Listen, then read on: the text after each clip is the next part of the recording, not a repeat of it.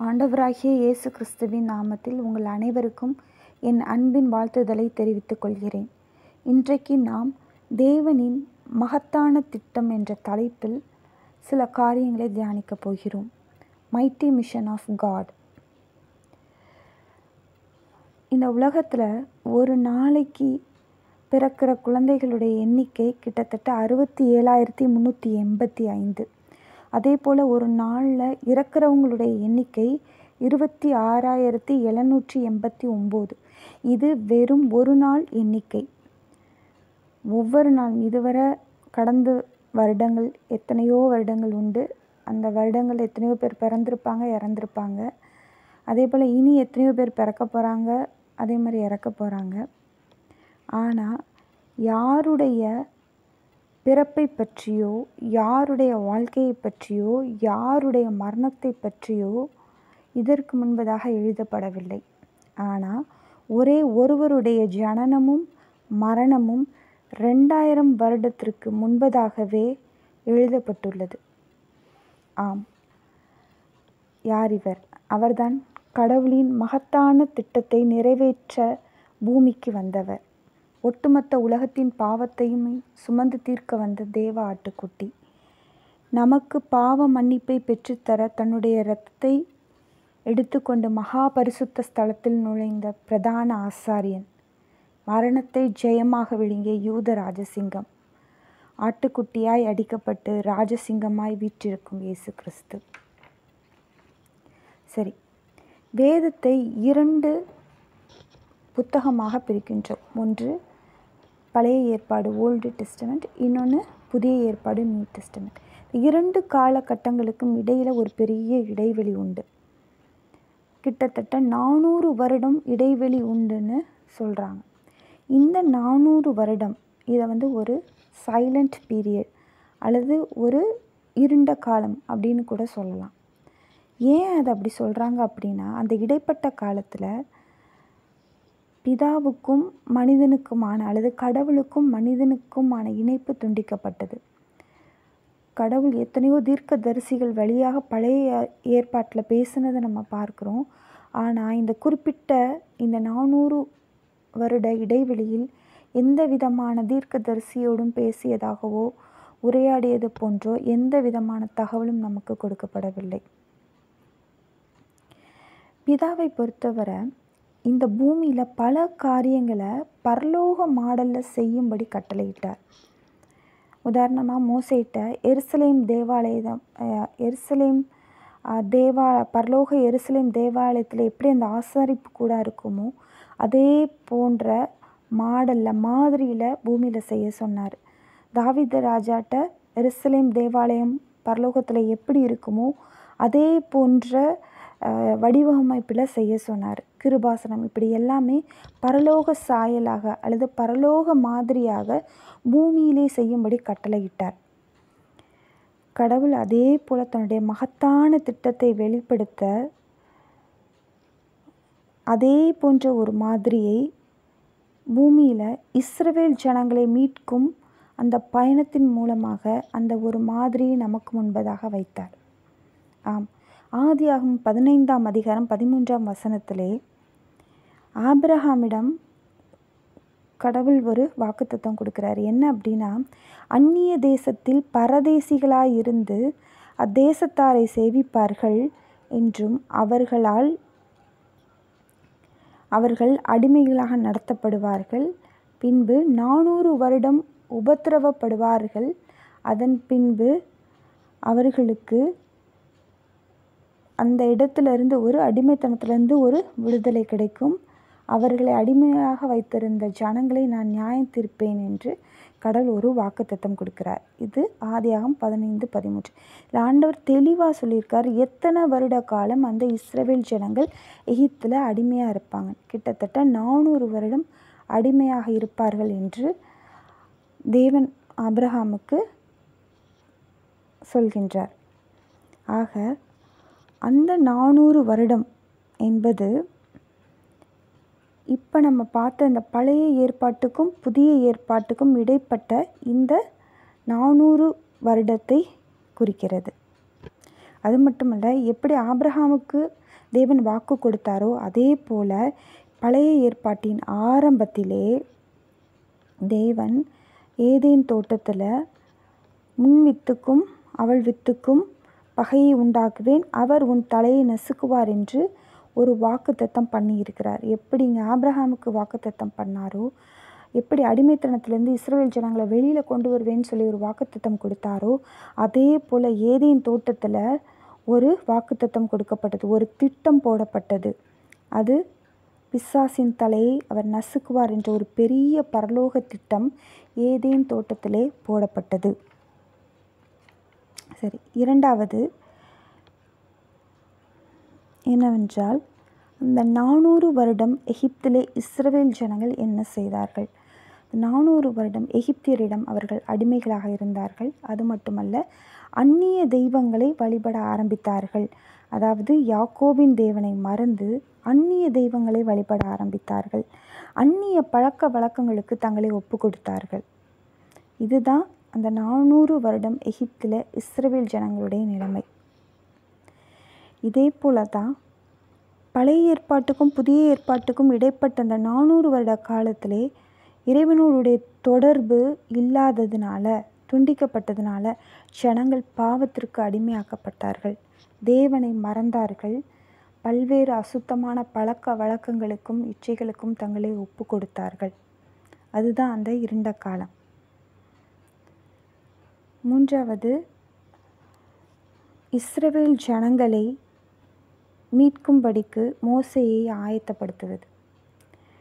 430வது வருடம் ஜனங்கள் எகிப்தை விட்டு புறப்பட்டார்கள். இறைவன் சொன்னது 400 வருடம் அடிமைகளாக இருப்பார்கள். அப்போ மோசேக்கு 40 வயதாக இருக்கும்பொழுது அவர் எகிப்தை விட்டு ஓடி போகிறார். அப்போ 400 வருடம் முடிய போகும் முன்பு தேவன் மோசேயை கொண்டு மீட்கும் பணியை ஆரம்பிக்க திட்டமிடுகிறார். அதன்படி மோசே எகிப்திலே பிறக்கின்றார். அவர் மூலமாக ஜனங்கள் வழிநடத்தப்படுகிறார்கள். மோசேயின் பிறப்பின் போதும் ஆண் பிள்ளைகள் கொல்லப்படுகின்றனர் பார்வோனால். அதே போல புதிய ஏற்பாட்டிலே மனிதனை மீட்க இயேசு கிறிஸ்து பிறந்த பொழுது ஏரோதுவினால் ஆண் பிள்ளைகள் கொல்லப்படுகின்றனர். இது ஒரு தேவ திட்டத்தின் ஒரு மோசேயின் பிறப்பு தேவனுடைய பரம திட்டத்தின் ஒரு அடையாளம். மூன்றாவதாக, எகிப்தியர்களுடைய அடிமைத்தனத்திலிருந்து ஜனங்கள் புறப்படும் அந்த நாள், அந்த இரவு மிகவும் விசேஷித்த நாள் என்று கர்த்தர் குறிப்பிடுகின்றார். அதனால் அந்த நாளில் புளிப்பில்லாத அப்பத்தை 7 நாள் அளவும் புசிக்க வேண்டும் என்று இஸ்ரவேல் ஜனங்களுக்கு கட்டளையிடுகின்றார். இந்த புளித்த மாவு புளிப்பில்லாத மாவுக்கு என்ன வித்தியாசம் அப்படின்னு பார்த்தா நமக்கு தெரியும். ஒரு மாவு புளிக்கணும்னா நம்ம என்ன செய்வோம்? ஒன்று ஓவர் நைட் வெளியில் வைப்போம், இல்லை ஒரு ஈஸ்ட் சேர்ப்போம். அப்போ அந்த மாவினுடைய தன்மை மாறி அது புளிப்புள்ளதாக மாறுகிறது. இது எதை குறிக்கிறது என்றால், ஒரு மனிதனுடைய சுபாவம் பாவம் சேரும் பொழுது அது பரிசுத்தத்தை இழந்து அது அசுத்தமாகிறது. இப்போ புளிப்புள்ள அப்பம் என்பது ஒரு பாவத்தின் அடையாளமாக குறிப்பிடப்படுகின்றது. எகிப்திலே ஜனங்கள் தங்களை கெடுத்து கொண்டார்கள், தங்களை பல்வேறு அடிமைத்தனத்திற்கு ஒப்பு கொடுத்தார்கள்.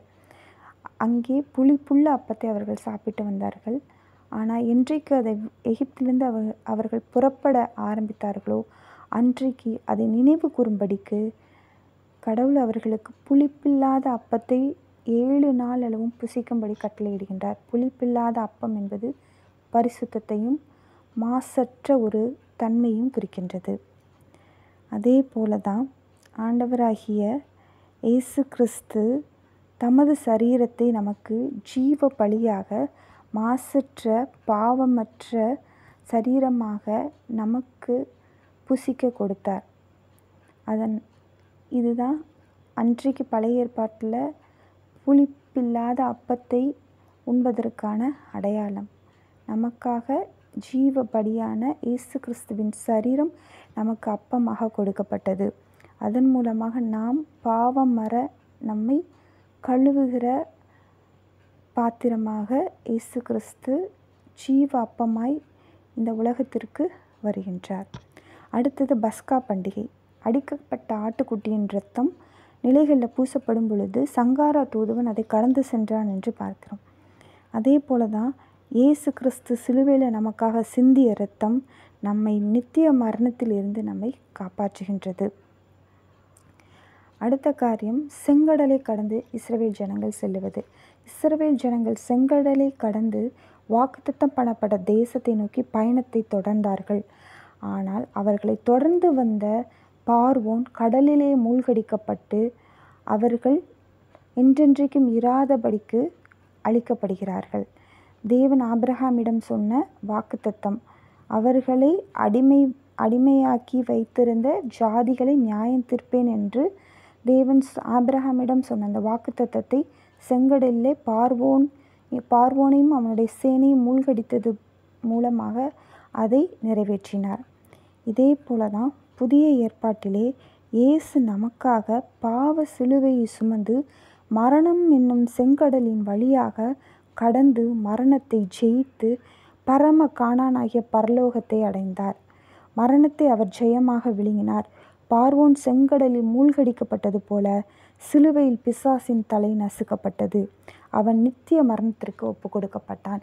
எப்படி ஏதேன் தோட்டத்திலே பிதாவானவர் வாக்கு தந்தாரோ பிசாசின் தலை நசுக்கப்படும் என்று சொன்னது புதிய ஏற்பாட்டிலே இயேசு கிறிஸ்துவின் மரணத்தினாலே அது நிறைவேற்றப்பட்டது. செங்கடலை கடந்த இஸ்ரவேல் ஜனங்கள் தங்களுடைய கானான் தேசத்துக்கு மேக ஸ்தம்பத்தின் மூலமாகவும் அக்கினி ஸ்தம்பத்தின் மூலமாகவும் வழி நடத்தப்படுகின்றார்கள். இயேசு கிறிஸ்துவின் இரத்தமும் பரிசுத்த ஆவியின் அபிஷேகமும் நம்மை பரம கானானாகிய பரலோகத்திற்கு கொண்டு சேர்க்கும் என்பதன் அடையாளம்தான் அன்றைக்கு மேகஸ்தம்பமும் அக்கினி ஸ்தம்பமும் இஸ்ரவேல் ஜனங்களை நடத்தியது.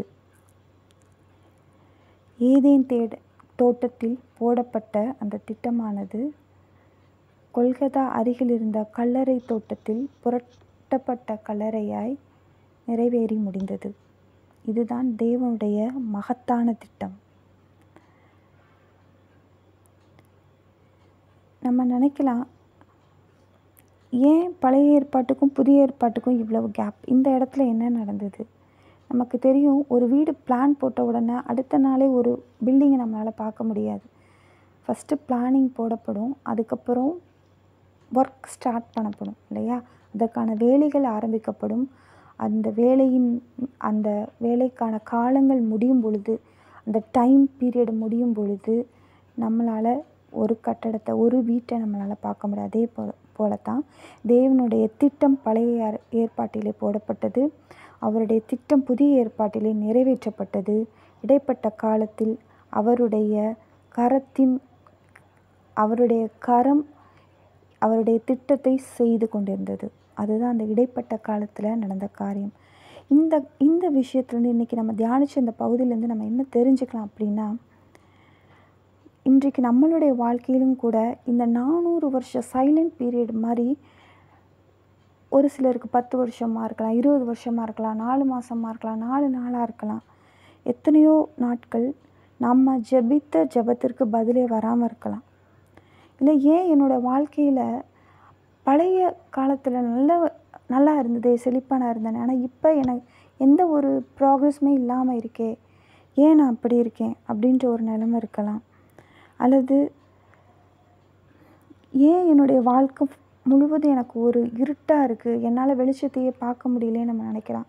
அல்லது எனக்கு எல்லா கதவும் அடைக்கப்பட்டிருக்கே, ஏன் எனக்கு எந்த கதவுமே திறக்கலை அப்படின்னு ஒருவேளை இந்த 400 வருஷம் இடைவெளியில் நம்ம இருக்கிறது போல் நம்ம இருக்கலாம். ஆனால் ஒரே ஒரு விஷயத்தை மட்டும் நம்ம நினைவில் வைத்துக்கொள்ளணும். நம்ம தாயின் கருவில் உருவாவதற்கு முன்பதாகவே அவர் நம்மை குறித்த திட்டத்தை ஏற்கனவே தகப்பன் அழகாக போட்டுவிட்டார். அதுதான் நம்மளை குறித்த தேவ திட்டம் நாம் பிறக்கும் முன்பதாகவே போடப்பட்டாச்சு. நம்ம இருண்ட காலமாக ஃபீல் பண்ணுற இந்த காலகட்டத்தில் அவர் நமக்கான திட்டத்தை செயல்படுத்தி கொண்டிருக்கிறார். அதுதான் உண்மை. 400 வருஷம் முடிய போது அவர்கள் இஸ்ரவேல் ஜனங்கள் வெளியில் வரணுன்றப்ப மோசையினுடைய பிறப்பு என்பது எப்படி ஆயத்தமாக்கப்பட்டதோ, இயேசு கிறிஸ்துவினுடைய பிறப்பு எப்படி ஆயத்தமாக்கப்பட்டதோ, அதே போல் நமக்கான விடுதலையும் நமக்கான எதிர்காலத்தையும் தேவன் நமக்காக ஆயத்தப்படுத்தி வைத்திருக்கிறார். ஆனால் ஒரே ஒரு விஷயம் மட்டும்தான் நம்ம கவனமாக இருக்கணும். நாம் கர்த்தருடைய கரத்தில் நம்ம இருக்கிறோமா, அவருடைய திட்டத்தில் நம்ம இருக்கிறோமா அப்படின்ற ஒரு நிச்சயத்தை மட்டும் நம்ம எப்பொழுதுமே வச்சுக்கணும். ஏன்னா எத்தனையோ இஸ்ரவேல் ஜனங்கள் வெளியில் வந்தாங்க, ஆனால் எல்லாரும் கானான் தேசத்துக்கு போய் சேரல. இடையில் நிறைய பேர் பின்மாற்றத்தில் போனாங்க, பழைய எகிப்தை நினச்சி போனாங்க, முறுமுறுக்க ஆரம்பித்தாங்க. அவங்க அந்த பாதி வழியிலேயே செத்து மடிந்தார்கள். இன்றைக்கு நம்ம இந்த 400 வருட காலத்தில் ஒருவேளை பழைய நம்மளுடைய காலத்தில் நடந்த பாவ காரியங்களை குறித்து அதில் திரும்ப நம்ம விழுந்துட்டோம் அப்படின்னா நம்மளால் பரலோகத்துக்கு நம்மளால் போய் சேர முடியாது. இடைப்பட்ட காலத்தில் நம்ம கர்த்தரோட கரத்துக்குள்ளே அடங்கி இருக்கும் பொழுது நிச்சயமாகவே அவர் நம்முடைய திட்டத்தை நிறைவேற்றி முடிக்க வல்லவராக இருக்கிறார். இது மட்டும் இல்லை, இதை தாண்டி உங்களுக்கு ஒரு சந்தோஷமான சத்தியத்தை, ஒரு மறைந்திருக்கிற ஒரு உண்மையை சொல்லட்டுமா? யாத்ராகமம் 12ஆம் அதிகாரம் 41வது வசனம். 430 வருஷம் முடிந்த அன்றைய தினமே கர்த்தருடைய சேனைகள் எல்லாம் எகிப்து தேசத்திலிருந்து புறப்பட்டது. ஆம், அன்றைக்கு இஸ்ரவேல் ஜனங்கள் அடிமைத்தனத்தின் உச்சத்தில் இருக்கிறப்ப தங்களுக்கு உதவி செய்ய யாருமே இல்லைன்னு சொல்லி அவங்க கதறின நேரத்தில் அவங்க கண்களுக்கு எந்த ஒரு உதவியும் தெரியலை, கடவுள் தெரியல, அவருடைய வார்த்தைகள் கிடைக்கல. ஆனால் ஒரு விஷயம் நடந்துச்சு. கர்த்தருடைய சேனைகள் எகிப்து தேசத்தில் தரித்திருந்தது. ஆம், இஸ்ரவேல் ஜனங்களுக்கு கண்களால் அதை பார்க்க முடியலை, காதால் கேட்க முடியல. ஆனால் அவங்களுக்காக கர்த்தருடைய பெரிய சேனை அந்த எகிப்தை சுற்றிலும் தரித்திருந்தது. என்றைக்கு கர்த்தருடைய அந்த நாள் வந்ததோ அன்றைக்கு கர்த்தருடைய சேனை எகிப்து தேசத்திலிருந்து புறப்பட்டது என்று நாம் பார்க்கிறோம். அதுவரை அவங்களோட கர்த்தருடைய சேனை தரித்திருந்தது. அதே போல் தான் இன்றைக்கி நம்மளுடைய வாழ்க்கையில் ஒருவேளை பல விஷயங்களை, பல கஷ்டங்களை, சோதனைகளை நம்ம தனியாக ஃபேஸ் பண்ணுறோம் நம்ம நினச்சிட்ருக்கலாம். அல்லது நான் கூப்பிட்டு பார்த்தோம், எனக்கு எந்த இடத்துலேருந்து உதவி கிடைக்கலையே, பதில் கிடைக்கலையே, இல்லை கடவுள்கிட்ட இருந்து எனக்கு எந்த ஒரு ஒத்தாசையும் வரலையேன்னு சொல்லி நம்ம நினச்சிட்ருக்கலாம். ஆனால் ஒரு விஷயம் தெரியுமா? அன்றைக்கு எகிப்து தேசத்தில் கர்த்தருடைய சேனை தரித்திருந்தது போல் இன்றைக்கு உங்களுக்காக கர்த்தருடைய சேனை அல்ல, சேனைகளின் கர்த்தர் உங்களோடு கூட இருக்கிறார். ஆகவே தைரியமாக உங்களுடைய எதிர்காலத்தை நீங்கள் ஃபேஸ் பண்ணுங்கள். சேனைகளின் கர்த்தர் உங்களோடு கூட இருக்கிறார். உலகத்தை ஜெயித்த இயேசு கிறிஸ்து உங்களோடு கூட இருக்கிறார். ஆவியானவர் உங்களோடு கூட இருக்கிறார். ஜெபம். அன்பின் பரலோக பிதாவே, அப்பா, நீர் தந்த இந்த வார்த்தைகளுக்காக உமக்கு நன்றி செலுத்துகிறோம் ராஜா. ஆண்டவரே, எங்கள் ஒவ்வொருத்தரையும் ஆண்டவரே உம்முடைய பரம அழைப்பின் திட்டத்துக்குள்ளாக ஆண்டவரே எங்களை நாங்கள் ஒப்பு கொடுக்குறோம் சுவாமி. எங்களை காத்து வழி நடத்துங்கப்பா. எல்லாவற்றையும் இயேசு கிறிஸ்துவின் மூலமாய் கெஞ்சி மன்றாடுகிறோம் நல்ல பிதாவே. ஆமேன்.